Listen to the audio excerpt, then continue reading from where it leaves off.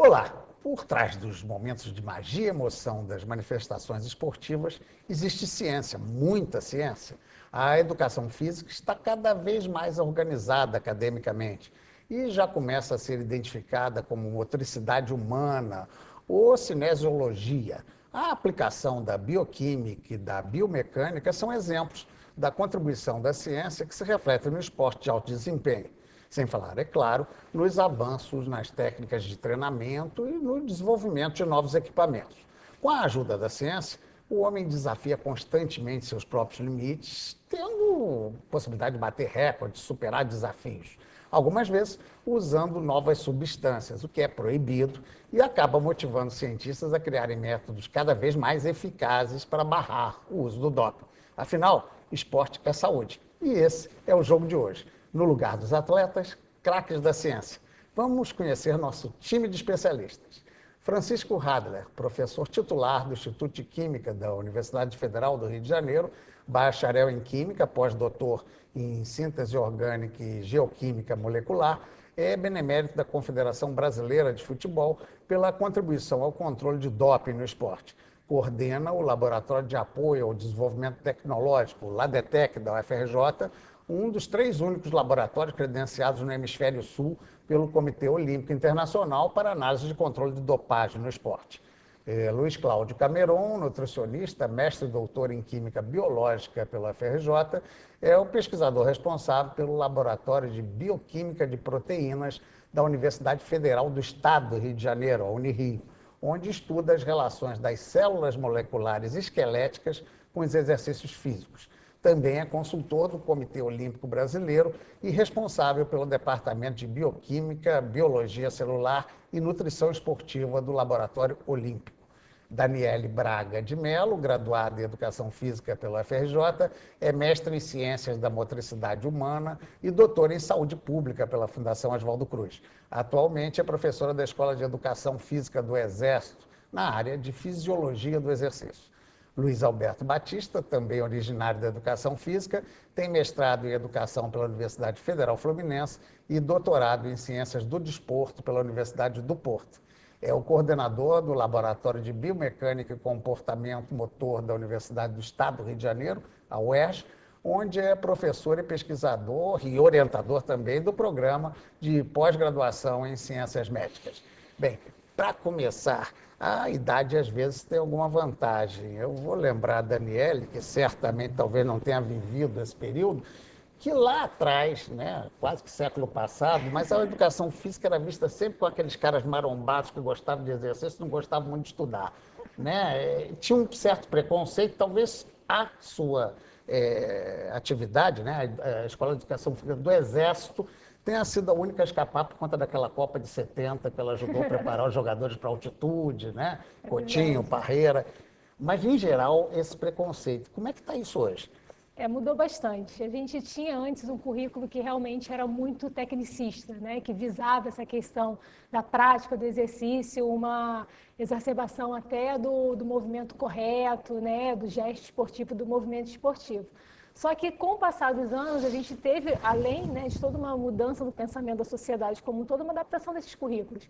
Então, esse profissional de educação física, ele também passou a ser valorizado pela sociedade em função da valorização do exercício para a saúde, né, da atividade física voltada para a saúde. Então, esses currículos hoje realmente estão cada vez mais abrangentes. Existe uma parte imensa em relação à parte da ciência, em relação à parte, né, de ciências humanas, voltadas para a bioquímica, para a biomecânica, para a fisiologia do exercício, né, das ciências humanas também, para esse profissional ser cada vez mais completo e entender esse ser humano para poder ser capaz de lidar com ele nessa nova sociedade. Então, a nossa sociedade hoje, com a valorização do exercício, ela acabou hoje valorizando esse profissional de educação física, esse novo profissional, que é um profissional muito mais aberto, muito mais competente em várias áreas do conhecimento, em várias áreas do saber. Tendo a noção do organismo como um todo, e não só do resultado esportivo. Exatamente. Esse esporte, ele sempre foi muito, foi uma ferramenta muito útil, né, como marketing, como ferramenta política, só que hoje a gente vê esse exercício não só voltado voltado para o esporte, mas a importância da atividade física no seu dia a dia, Dia a como dia da prevenção saúde, para os mares da saúde. Bem, aí eu vou para o outro lado aqui, Cameron, a respeito de uma coisa que é quase, né, estranha, se estudar molecularmente o músculo. Você tem uma pesquisa agora, até com o financiamento da FAPERJ, né? O que é que altera o músculo grudado no osso? Como é que é? Dá uma explicação, porque é muito, ir lá na raiz, literalmente, né, do exercício. Eu acho que a primeira coisa que a gente tem que pensar é que a vida é celular. E nós estudamos as modificações induzidas pelo exercício em nível celular. O que a gente está fazendo agora é tentando criar um sistema miniaturizado para que nós possamos fazer medidas em campo de forma a permitir que treinadores sejam capazes de ter informações em tempo real durante o processo de treinamento. E, a partir daí, ele poderia modificar o treinamento ali naquele momento. Como se fosse, eu não sei se é bem apropriado, é um teste, aqueles testes de diabetes, insulina, uma coisa que você vê na hora, o grau. Exatamente. O modelo que a gente está usando é exatamente isso, é um sensor eletroquímico portátil.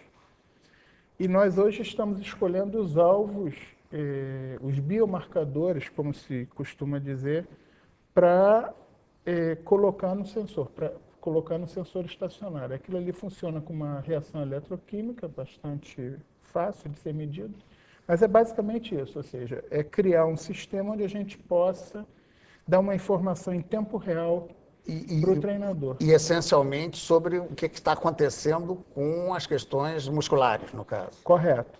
E como, poderia dizer, como efeito colateral disso que a gente está desenvolvendo, é que alguns desses marcadores, eles tanto são liberados quando você tem as chamadas microinjúrias de músculo esquelético, mas eles também são liberados em momentos, em microinjúrias ou injúrias maiores do músculo cardíaco. Então, uma evolução a curto e a médio prazo desse marcador é diagnóstico diferencial, por exemplo, de infarto agudo do miocárdio. Também servirá para isso. Poderá servir para isso como um diagnóstico diferencial. Bem, é muita coisa. Hadler, tanta variação química assim no organismo humano, quando ele faz um exercício, ele espera dar uma corridinha, né? Fica melhor. Dizem até que tem uns viciados na endorfina. É realmente uma máquina que muda totalmente na hora do exercício? Eu acho que complementando essa colocação do Cameron, né, da base celular, vamos dizer assim, do exercício, eu acho que você tem que lembrar que, no fundo, as células são as moléculas que a compõem. Aí o químico sempre puxa a brasa para essa linha dele. É verdade. E realmente é isso, né? É uma complexidade molecular absolutamente fantástica, em que cada uma dessas moléculas tem a sua função ou de assinalar que a célula faça alguma ação que vai acabar eventualmente sendo estiramento muscular, não é isso? Ou a contração muscular. Isso tudo vem da sinalização molecular para essas estruturas maiores da célula e isso então é que acaba levando ao desempenho. O problema é que esta complexidade pode e tem sido mal utilizada, né, no nosso caso do controle de dopagem, pelas pessoas que interferem no processo. E aí a interferência é sempre muito inadequada, porque você interfere num ponto de todo um complexo molecular que é harmônico. E com isso você, mesmo que consiga a vantagem atlética, você vai acabar rompendo a harmonia do organismo e aí os efeitos colaterais é que vão ser o seu problema. Vão ser problema também. Bem, nós vamos voltar aqui à questão do dopagem, mas deixa eu passar um pouco ali para o Luiz Alberto. A questão biomecânica, como é que é nesse aspecto para que quem está nos assistindo possa entender essa especificidade do que nós estamos começando a tratar aqui? Na realidade, a atividade esportiva, né, e hoje mais a atividade física como um todo, ela evoluiu cientificamente muito forte para o lado da fisiologia. Isso é tradicional, está na origem da ciência. Na atividade física, está na ciência fisiologia.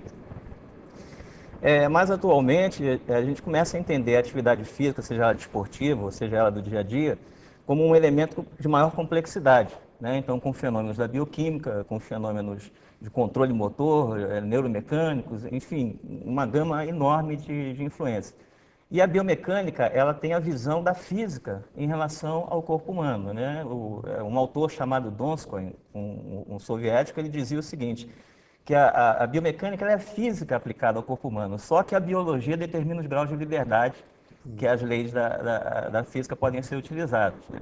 Então, hoje a gente chegou num grau de sofisticação muito grande de entender essa física do corpo humano através da biomecânica, né?